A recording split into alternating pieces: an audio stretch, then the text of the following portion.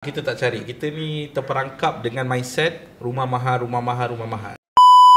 Okey, so seperti bantuan kerajaan seperti Prima, Rumah Selangorku dengan My First Home tu memang betul-betul membantulah sebenarnya. Membantu. Tinggal nak merebut peluang saja. Ya, kadang-kadang kita ni kita tak tahu yang peluang tu ada, kita tak cari. Betul.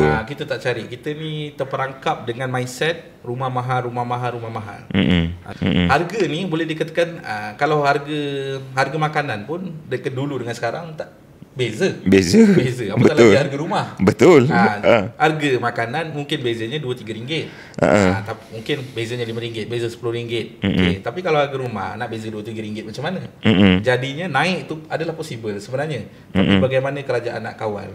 Bagi saya, kalau pakej-pakej Selangorku ni, sebab diorang ni, developer ni dibagi subsidi oleh kerajaan supaya buat rumah-rumah macam ni. Prima, Selangorku dan sebagainya. Jadi kita sebagai rakyat ni yang ada kelebihan, sebab tak semua orang boleh beli rumah Selangorku.